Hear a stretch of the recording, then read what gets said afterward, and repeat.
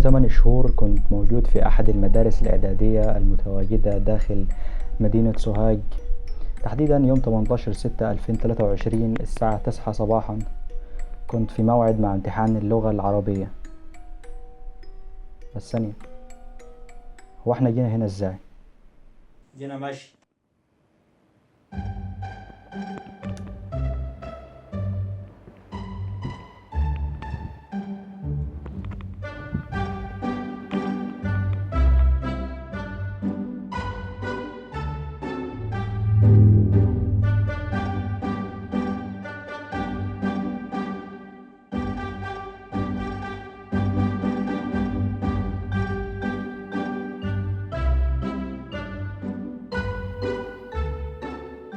في أحد أيام شهر فبراير 2023 كنت أنا ودفعتي المجيدة دفعة 2023 مع موعد لصدور جدول امتحانات الثانوية العامة، ونصبوا الصوان يا ولده. في الفترة دي كان عندي شعورين متضادين، وهو الشعور الأول إني الخوف المفزع من اللحظة اللي هبقى قاعد فيها قدام امتحان الثانوية العامة، والشعور الثاني هو إن إحنا خلاص هنخلصه وهنخلصوا من أم السنتين.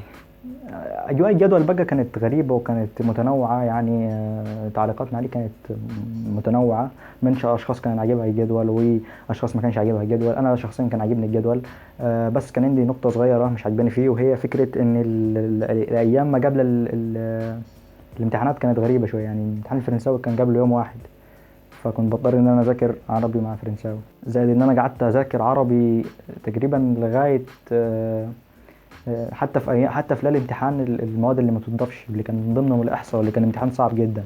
كان في ناس برضو تانية عندها مشكلة مع امتحان الأحياء ووضعه كآخر امتحان، وفعليا في مادة زي الأحياء بتتظلم بشكل ده كل سنة. يعني غالبا كل سنة بتحط آخر مادة، ودي بيظلمها جدا لأنها معتمدة على تذكر المعلومات، وانت لما هتوصل لآخر يوم في الامتحانات هتبقى نسيت الأحياء كلها.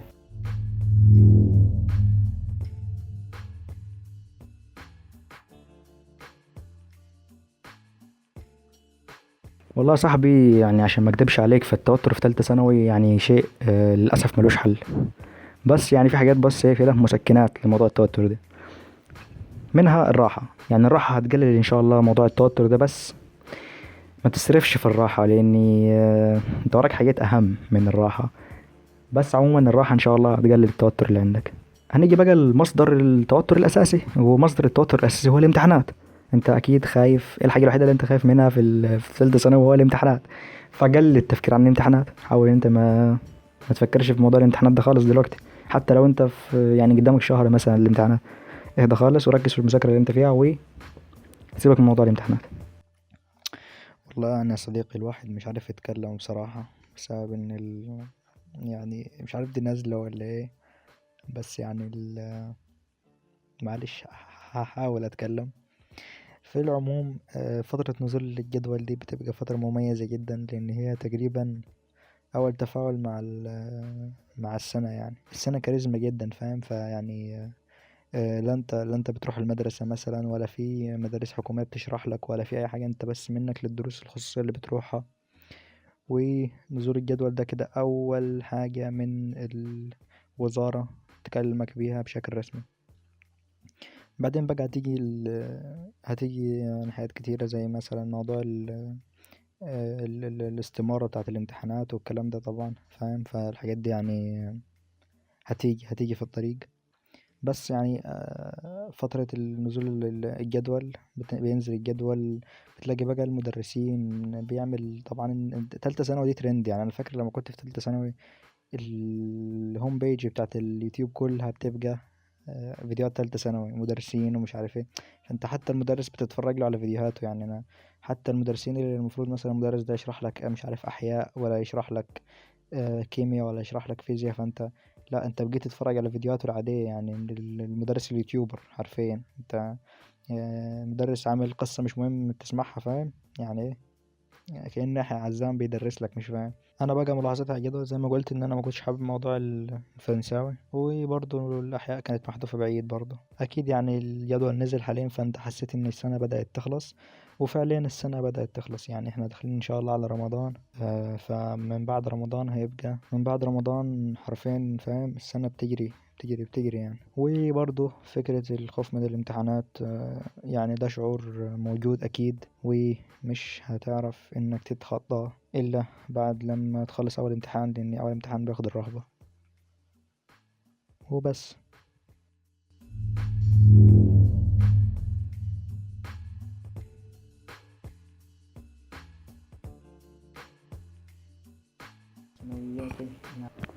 والله يا صاحبي، رمضان يعني كان من الفترات الجميلة جدا في الثانوية العامة، وده لأن يعني تقريبا ده كان أجمل رمضان عشته في حياتي. وللمفارقة أجمل رمضان أنا ما ذاكرتش فيه خالص، فعشان كده هو كان أجمل رمضان. أنا غلط، يعني انا ما كنتش غلط بنسبة 100%، بس يعني كنت في نسبة غلط. بص، انت في رمضان ضغطك هتنزل، قدرتك الاستيعابية هتنزل، لان انت بيجي فيه صيام دخل كعامل رئيسي في اليوم، فده جه على حساب طاقتك بشكل كبير، فهيتفضل معاك جزء من الطاقة. تمام، لازم تحسن يعني هنقول ايه، الصيام دخل تمام، مش هنخلوه ياخد من المذاكرة، لا هنخلوه ياخد من مسكة التليفون، هنلغي مسكة التليفون نهائي، مش هنقللها، لا هنلغيها عشان نسيب وقت للمذاكرة بشكل ما. هنحاول ان احنا نيجي على النوم بشكل ما برضه، لان رمضان بيكون تقريبا في شهور 3 4. الثانوية العامة في الايام دي، على ايامي كان السنة اللي فاتت كان في شهر يعني اخر 3 بداية، يعني قاعد معانا شهر 4، فكان يعني خلاص خلصت رمضان دخلت في الامتحانات على طول. فلازم توازن ما بين يعني ان انت تعيش رمضانك، يعني فاهم، تعيش كل الشعائر وتعمل يعني حتى شعائر الإضافية إن أنت تعملها برضو، زي التهجد وصلاة التراويح وحاجات تانية. بس ده كله بالإضافة إن أنت هتبقى مستمر في المذاكرة، لأن صدقني يعني قطعة رمضان في ناس، يعني أنا من الناس اللي قطعت خالص في رمضان بصراحة، بالذات في أول كام يوم مثلا. بعد كده بدأت إن أنا أتدارك نفسي، بس حاول إن أنت ما تقطعش في رمضان مذاكرة، وتكمل بنفس الريت بتاعك. دي يعني نصايح عن فترة رمضان في ثالثة ثانوي.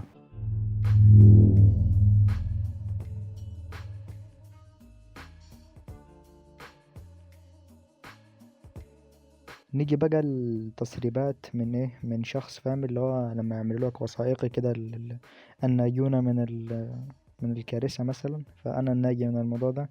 فهديك ايه، هديك يعني تسريب من داخل لجنة الامتحان، لو حد ما حكلكش يعني قبل كده شكل الامتحان بيبقى عامل ازاي.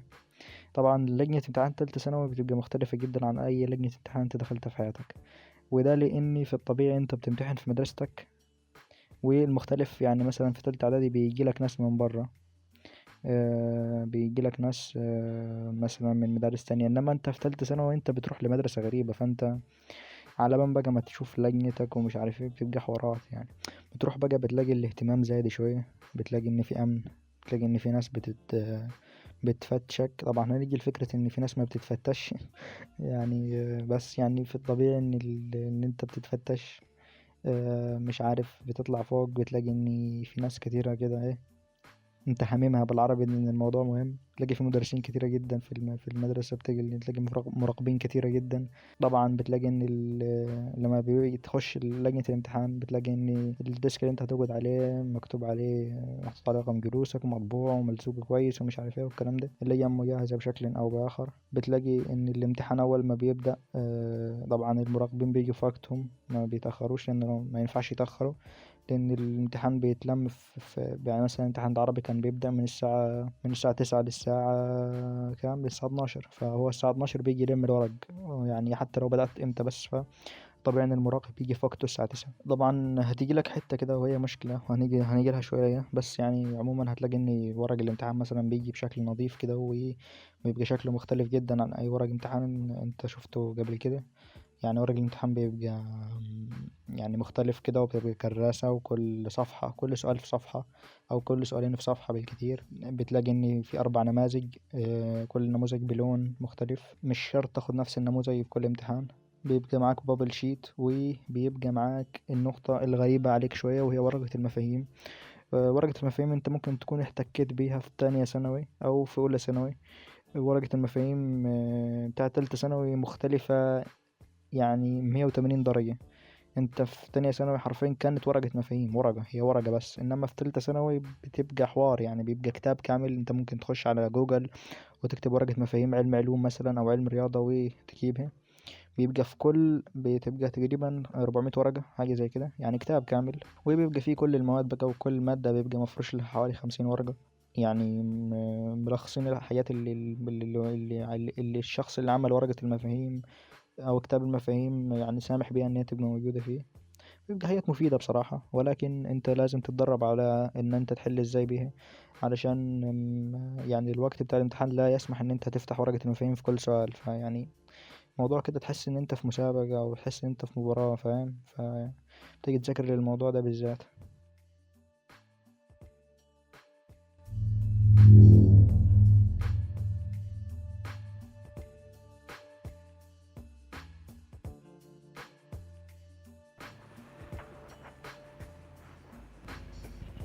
طيب، الغش من الحاجات اللي موجودة فعليا في الثانوية العامة ومش هننكرها. يعني هي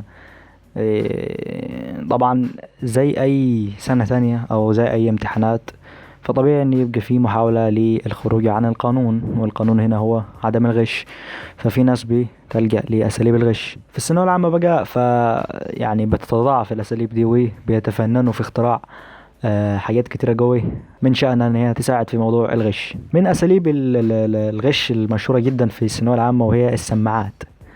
السماعات دي تقريبا اختراع يعني ايه تم اختراعها في الثانويه العامه، ممكن يعني الله اعلم مش عارف بصراحه، بس انا ما سمعتش عنها غير في الثانويه العامه. على عكس ما هيجي في دماغك ان هي يعني ممكن تكون ايربودز مثلا او اي سماعات يعني عاديه. لا، هي مش سماعات عاديه، هي سماعات تقريبا سماعات طبيه او سماعات من النوع ده. بيتم يعني ايه الناس بتشتراها وبتتاجر فيها فعليا، وبمبالغ يعني مبالغ طائلة، يعني مبالغ كبيرة جدا يعني بالنسبة لحتة سماعة صغيرة زي كده. السماعة دي بتبقى داخل الودن بشكل غبي لجوه يعني، وما بتبقاش متصلة بالتليفون. يعني انت كده كده مش هتخش بالتليفون، فلا بتبقى متصلة بشريحة كده زي الكارت كده، بتبقى متصلة بيه. والكارت ده بيبقى مبرمج ذاتيا ان هو مثلا يرد على المكالمات بشكل تلقائي مثلا. ده تفسيري للموضوع. انا ما اتكلمتش مع حد بصراحه. فمثلا لما بتيجي مثلا حد يرن على الكارت ده بيفتح وانت بتسمعه، فبيبدا يتكلم وانت سامعه، والسماعه بتبقى جوه الودن بشكل مستفز عشان تقدر انت تطلعها. المراقب يعني بيبذل مجهود كبير عشان ان هو يقدر ان هو يطلع السماعه. ده بالنسبه للسماعات، وهي الاشهر. طبعا في اساليب تانية مثلا زي الحمامات.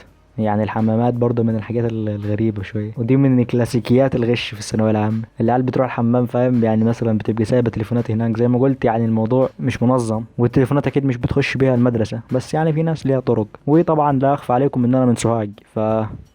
سوهاج يعني هي المركز الأول في موضوع الغش ده على مستوى الجمهورية. يعني من كام يوم مثلا ظهر نتيجة سنة أولى طب سوهاج بشري، فيعني كانت فضيحة ففضايح يعني. طب وصيدلة بقى، والكليات اللي ايه مجموعها عالي شوية بتحتاج مجموع، دي بقى اتملت بقى من الناس اللي ايه اللي غشت بشكل او باخر. وفي الاخر بتروح عن الكلية، بتكتشف ان هي يعني عملت خطوة مش كويسة. المدارس الخاصة بقى دي حالة خاصة، يعني هي مدارس خاصة وحالة خاصة. المهم يعني المدارس الخاصة بيبقى يعني طريقة دخولها للمدرسة مختلفة. أنا فاكر لما كنت في تالتة ثانوي أو في الامتحانات، يعني احنا كنا بنخش من باب، والمدرسة الخاصة بتخش من باب تاني. تمام. واللي هو احنا في القانون المفروض ان احنا نخش من باب واحد. يعني إيه التفرقة العنصرية الطبقية دي اصلا؟ فاحنا كنا بنتفتش، يعني بنتفتش، فاهم؟ يعني في فرد امن بيفتشك، بيشوف اللي معاك، بيطلع التليفونات والكلام ده، فاهم؟ بتوع المدارس الخاصة ما بيتفتشوش كده علني قدام الناس. يعني لو حد طلع تليفونه وصورهم يعني عادي يا صاحبي، الدنيا ايزي. وطبعا لجان المدارس الخاصة بتبقى متظبطة عن لجان الناس العادية، عن لجان عامة الشعب. فبس يعني، وطبعا مش هسيب لخيالك الباقي، يعني اللي بيحصل من غش وتظبيط وامتحانات بتيجي وسماعات بتتساب وتليفونات بتتساب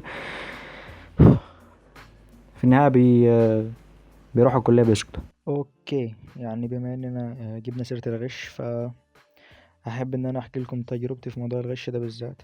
او مش تجربتي انا بصراحة، يعني صدقا انا ما بالذات في موضوع تالتة ثانوي ده كنت واخد عهد مع نفسي ان انا ما اتطرقش لموضوع الغش ده نهائي. تمام. مع ان الموضوع عندنا هنا في سوهاج يعني بيكون اشد وافظع، فانت بتشوف حاجات بعينيك يعني. زي ما قلت اساليب الغش متنوعه في ثالثه ثانوي، ولكن اشهرهم هم السماعه وفكره الحمامات والكلام ده. ولكن يعني كله بيجيب حرفين، بس يعني هي مافيا يعني. من اللي سمعته ان الموضوع مثلا بيكون لو في سكه السماعه بيكون ان انت بتشتري السماعة بمبلغ معين، ومبلغ كبير يعتبر بالنسبة لسماعة زي كده، مثلا حوالي 3-4 آلاف. وبيكون في فلوس بتدفعها برضو لمدرس هيدخلكم في جروب، تمام، وهو اللي هيحل لكم الامتحان. وكل يعني بياخد على كل مادة فلوس معينة برضو، يعني كل امتحان فلوس. يعني انت تضرب معاك في حسبة كبيرة.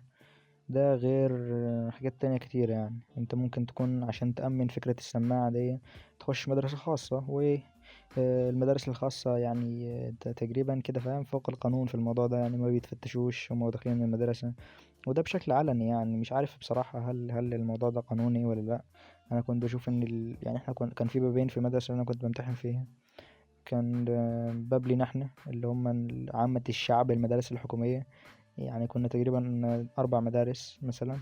وكان في مدرسة خاصة، يعني دي من تقريبا هي أشهر مدرسة في سوهاج، مدرسة خاصة يعني مش هقدر أنا أذكرها. كانوا بيخشوا من باب تاني، تمام، باب لوحديهم. ومش عارف ايه السبب، بس عموما ما كانوش بيتفتشوا يعني، كنا احنا بس اللي بنتفتش. هما بقى كانوا بيخشوا. وطبعا حاليا يعني هما لو دخلت بقى على لستة المجاميع اللي كانوا منزلينها، يعني تقريبا يعني 90% منهم عدوا ال90%. فده بيبين لك ان الموضوع كان سداح مداح في اللجان يعني. نيجي هنا بقى لنقطة، يعني زي ما قلت إن تغش ولا ما تغشش. يعني هو المنطق والدين وكل حاجة بتقول لك ما تغشش. بس يعني في النهاية أنا مش هقدر أقول لك بشكل مباشر ما لا غش. هو الفكرة إن أنت مش أنت يعني هتعمل كل اللي عليك، تمام. وزي ما في ناس بتجيب الموضوع من سكة مش كويسة زي موضوع الغش ده، في ناس تانية ربنا بيكرمها وبتجيب مجموع وبتعدي وبتخش الكليات اللي هي محتاجاها، أو الكليات اللي هي نفسها فيها بمجموع ممتاز، تمام. وأنا مش هقولك هنا من ناحية، يعني أنا ياما اتقالي كلام من فئة خش بس الكلية اللي انت جاتلك دي ومتخافش هتفرح ان شاء الله مش عارف ايه. لا انا مش هقولك كده، لان انت لو دخلت كلية انت مش حاببها انت مش هتعجب. حتى لو ادعيت ان هي عجبك انت مش هتعجبك. الفكرة بس ان انت ممكن تخش كلية تعجبك من غير ما يكون مجموعك كبير. ده كل اللي كنت حابب اتكلم عنه في فكرة او موضوع الغش ده، لانه يعني موضوع يطول الحديث فيه، تمام. ولكن يعني أظن إن احنا اتكلمنا فيه بما يكفي. في النهاية حابب أقول لك إن دي سنة مش زي أي سنة طبعا. يعني أنت كنت تستنى أقول لك دي سنة زي كل السنين ومش عارف إيه، لأ هي سنة مش زي أي سنة بصراحة. ممكن تكون من الناحية الإيجابية إن هي سنة أحسن من باقي السنين أصلا. ما تبصلهاش من ناحية سلبية. حاول إن أنت توثق الأيام دي، لأن الأيام دي بصراحة هتكون يعني أيام على إن حتى لو كانت أيام سيئة بالنسبة لك، بس يعني هتحب ترجع للأيام دي بعدين. لأن زي ما انت مفحوط في المذاكرة وفي حاجات كتيرة من الحاجات دي، يعني بتذاكر ال10 ساعات وبال15 ساعة. فبرضو انت بنيت عادات كويسة ممكن تحب ان انت ترجع تعيدها تاني. فبرضو وثق الفترة دي لانها فترة مهمة جدا من حياتك وبس. في جد بقى هي سنة برضو يعني الامتحانات هتاخد اول كام امتحان حلو بقى برضو في الامتحانات، ان الامتحانات اللي ما بتضافش على المجموع بتبقى قبل الامتحانات، فانت هي بتاخد الصدمة وبعدين عادي بتحس ان انت قشطة. يعني السنة بتخلص خلاص والامتحانات بتخلص، والامتحانات عادية جدا يعني. طبعا ليها اجواء معينة بس برضو يعني رهبة الامتحانات بتروح يمكن في اول امتحان. وإلى هنا سيداتي سادتي تنتهي سهرتنا لهذه الليلة. نتمنى لكم جميعا نوما هانئا وتصبحوا على خير.